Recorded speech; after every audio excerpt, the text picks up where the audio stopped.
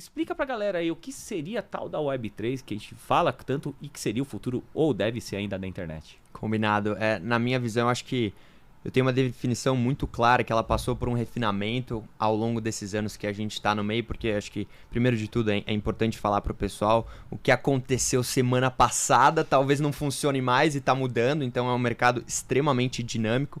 Mas eu acho que para resumir essa nova era da internet, Web3, acho que é importante falar, primeiro de tudo, não é uma tecnologia, mas eu enxergo como uma revolução de base social, política, econômica, cultural, que vai mudar a maneira como a gente enxerga e se relaciona dentro da internet. E aí a gente pode entrar um pouquinho mais para frente, alguns pilares dessa nova era. Então a gente está falando de descentralização, a gente está falando de comunidades, a gente está falando de tokens, mas para entender sobre essa temática, é um futuro da internet que tem ali como bases uma revolução entre cultura, sociedade, econômica, política, e que tem algumas tecnologias que são pilares para essa nova era da internet. Legal. E a gente até definindo, porque a gente, para quem ainda não conhece esse tema, né, a gente fala da tal da Web 1.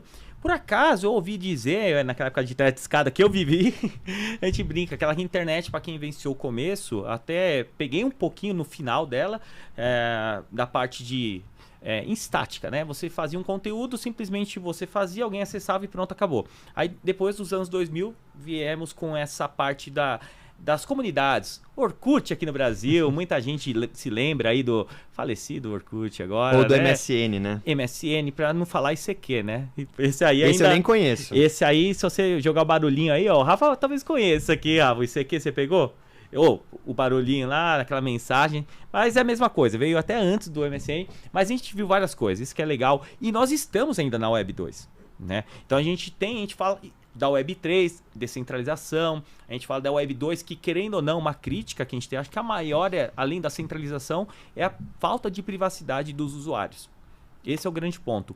Então hoje você acessa o YouTube de graça porque você é o produto. Então, quando você faz aquele login ontem mesmo, login no Zoom com Google, você é o produto. Eles pegam seus dados, eles sabem o que vocês estão fazendo, eles conhecem muito melhor que nossas mães nos conhecem, eles conhecem com certeza.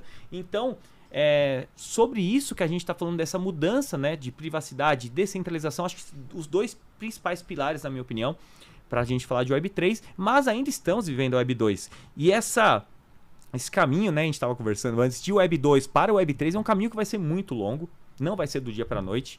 E como você vê essa transição que está começando, a gente pode falar, quem já está em cripto, usando o DeFi e outras ferramentas aí, que a gente vai falar também, já estão mais imersos nessa tecnologia, mas a maioria ainda não. E até esse nome assusta. Mas como você vê essa transição de Web 2 para Web 3 aí? Minha maior tese no momento, e acho que no momento eu digo porque eu fui amadurecendo ela ao longo desses últimos anos, mas eu enxergo a gente chegando na adoção em massa dessas novas tecnologias com um player extremamente importante, que é empresas adotando essas novas tecnologias. Para mim, a gente vai chegar em um momento onde cada vez mais as pessoas estarão em contato com NFTs, com DeFi, com cripto, à medida em que empresas que têm um alcance de centenas de milhões a bilhões de pessoas comecem a adotar essas novas tecnologias. Eu acho que o bacana é que a gente já está enxergando esse movimento. Exemplos clássicos. Primeiro de tudo, Facebook mudando o nome para Meta e caminhando para um futuro cada vez mais imersivo, interativo, com as tecnologias emergentes. Eles estão focando muito nos óculos de realidade aumentada, nos óculos de realidade virtual, e que muitas vezes as pessoas elas se enganam e elas acreditam que metaverso é só você estar ali 24 horas por dia com óculos, e não é isso. Eu acho que é super bacana falar que é como se a gente falasse que a internet é um smartphone.